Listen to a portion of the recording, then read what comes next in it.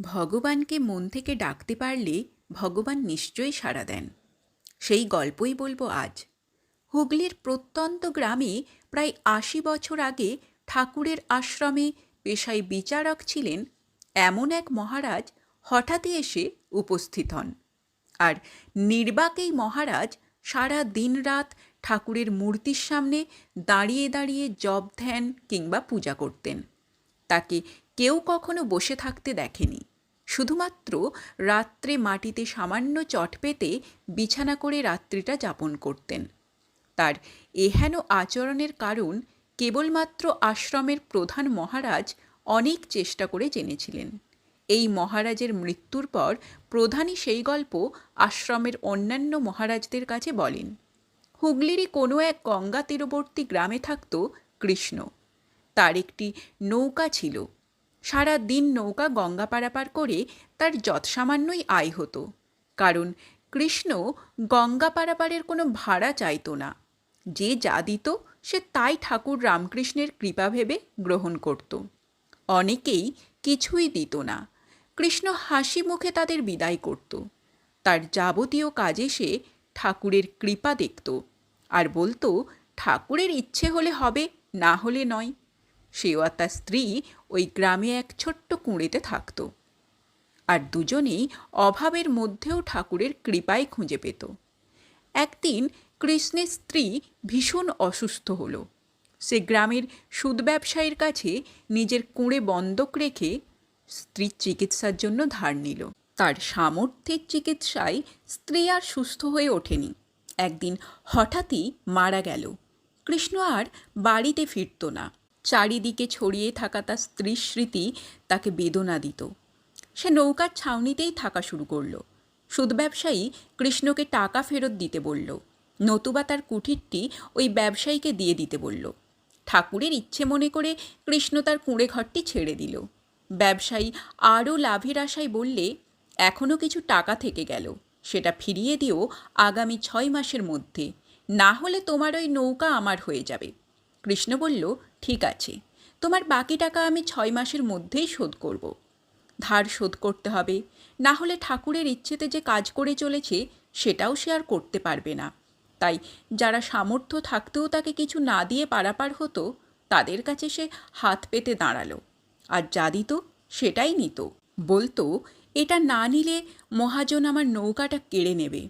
এই ভেবে সে কিছু অর্থ জমিয়ে একদিন মহাজনের কাছে গিয়ে তার দেনা সুদসহ ফেরত দিয়ে মহাজনী কাগজে মহাজনকে দিয়ে সুদসহ টাকা ফেরত পাইলাম লিখিয়ে কাগজটি নিতে ভুলে গেল।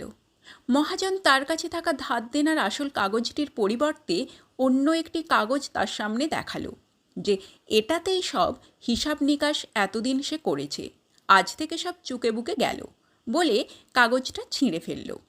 কৃষ্ণ ঠাকুরকে মনে মনে কৃতজ্ঞতা জানিয়ে নব উদ্যমে পারাপার করতে লাগল। মহাজন কৃষ্ণের আসল কাগজটি যত্ন করে তার সিন্ধুকে রেখে কয়েক মাস পরেই লোক পাঠিয়ে টাকা চাইলে কৃষ্ণ তো আকাশ থেকে পড়ল। সে বুঝল মহাজন এবার তাকে ঠকিয়ে নৌকাটাও নেবে। এক উকিল তার নৌকায় পারাপার করত। সে সব শুনে শহরে আদালতে মহাজনের বিরুদ্ধে প্রতারণার কেস ঠুকে কৃষ্ণকে রক্ষা করতে চাইল। আদালতে বিচারক মহাশয় সব শুনে কৃষ্ণকে বললেন, তোমার কাছে কোনো কাগজপত্র আছে বা সাক্ষী আছে যে দেখেছে তুমি মহাজনকে টাকা ফেরত দিয়েছ? কৃষ্ণ বলল, ধর্মাবতার, মহাজন তো আমার ভুলের সুযোগ নিয়ে কাগজটা তার কাছে রেখে দিয়েছে, আর আমার তো ঠাকুর ছাড়া কেউ নেই। বিচারক বললেন, ঠাকুর কোথায় থাকেন? কৃষ্ণ বলল, ঠাকুর তো আমার সঙ্গেই থাকেন। বিচারক জিজ্ঞাসা করলেন, তাহলে ঠাকুর দেখেছে যে তুমি টাকা ফেরত দিয়েছ? কৃষ্ণ বলল, ঠাকুর অবশ্যই দেখেছেন। বিচারক বললেন, ঠাকুরের নামে সাক্ষীর পরোয়ানা জারি করো। তা দিয়ে আসার নির্দেশও তিনি দিলেন। ৩ দিন পর আবার শুনানি ধার্য করে দিলেন। কোর্টের কাগজ নিয়ে ওই গ্রামে এসে ঠাকুর নামে কোনো লোক না পেয়ে আশ্রমের মন্দিরে এসে প্রধান মহারাজকে সামনে পেয়ে অবাঙালি সমনদার মহারাজকে জিজ্ঞাসা করলেন, আচ্ছা, ঠাকুরকে কোথায় পাই বলুন তো? মহারাজ সব শুনে বুঝলেন এটা ঠাকুরের একান্ত ভক্ত কৃষ্ণের কেশের সমন, যে প্রতি কাজে ঠাকুরের কৃপা দেখতে পায়। তিনি লোকটিকে বললেন, আপনি ঠিক জায়গায় এসেছেন, ঠাকুর এখানেই থাকেন। দুপুরবেলা ঠাকুর একটু বিশ্রাম নিচ্ছেন, আপনি বরং কাগজটি আমাকে দিয়ে যান, আমি তাকে দিয়ে দেব। মহারাজের সই নিয়ে সমনদার চলে গেল। মহারাজ বিকেলবেলা কাগজটা ঠাকুরের বেদিতে চাপা দিয়ে রেখে মনে মনে ঠাকুরকে বললেন, ঠাকুর, তোমাকে সাক্ষী করেছে তোমার ভক্ত কৃষ্ণ মাঝি, তুমি দেখো কি করবে। যথারীতি শুনানি শুরু হলো। মহাজনের নকল সাক্ষীরা মহাজনের পক্ষেই সব বলল। বিচারক বললেন, কৃষ্ণ মাঝি, তোমার সাক্ষী ঠাকুর কোথায়? কৃষ্ণ বলল, তিনি এখানেই আছেন। বিচারক আর্দালিকে ঠাকুরকে সাক্ষী দেবার জন্য ডাকতে বললেন। আর্দালি ঠাকুর ঠাকুর ঠাকুর উপস্থিত হও বলে 3 বার ডাকার পরেই এজলাসের দরজায় এক বৃদ্ধ ঝুঁকে লাঠি হাতে এসে উপস্থিত হলেন এবং আস্তে আস্তে হেঁটে সাক্ষীর কাঠগোড়ার দিকে চললেন। কৃষ্ণ অবাক হয়ে তাকিয়ে, এ কে? কে এলো আমার ঠাকুর সেজে? বাকরুদ্ধ কৃষ্ণ অপলক চেয়ে তার দিকে। জজ বললেন, বলুন, আপনি কি জানেন? ঠাকুর বললেন, আমি তো সব জানি। মহাজন কৃষ্ণের আসল কাগজটা ওর সিন্দুকের ভিতরে লাল খাতার শেষ পৃষ্ঠার মধ্যে রেখেছে। আপনি লোক পাঠিয়ে তা এনে দেখুন, সব বুঝতে পারবেন কে সত্যি বলছে। আমি কৃষ্ণের সাক্ষী হয়ে মিথ্যে বলবো না। বৃদ্ধের কথার দৃপ্ততায় বিচারক আর কিছু না বলে মহাজনের ঘরে লোক পাঠালেন যাচাই করতে। কথা অক্ষরে অক্ষরে মিলে গেল। সব সত্য প্রকাশিত হতে মহাজনের হাজতবাস ও কৃষ্ণকে তার কাগজ ফেরত দেওয়া হলো।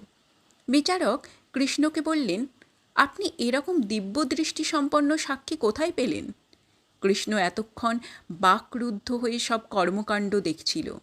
বিচারকের প্রশ্নে সম্বিত ফিরে পেয়ে বলল, ধর্মাবতার, আমি ওই বৃদ্ধকে চিনি না, আগে কখনো দেখিনি, বৃদ্ধও নেই, কখন সবার অজান্তে অদৃশ্য হয়েছেন।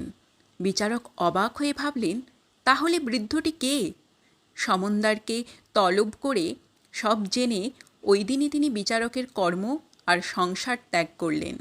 সংসার ত্যাগ করে কৃষ্ণের গ্রামের আশ্রমে উপস্থিত হলেন, মনে এক দারুণ অনুতাপ নিয়ে যে জগতের ঠাকুর তাকে তিনি কাঠগোড়ায় দাঁড় করিয়ে রেখে নিজে বিচারকের আসনে বসে বিচার করলেন।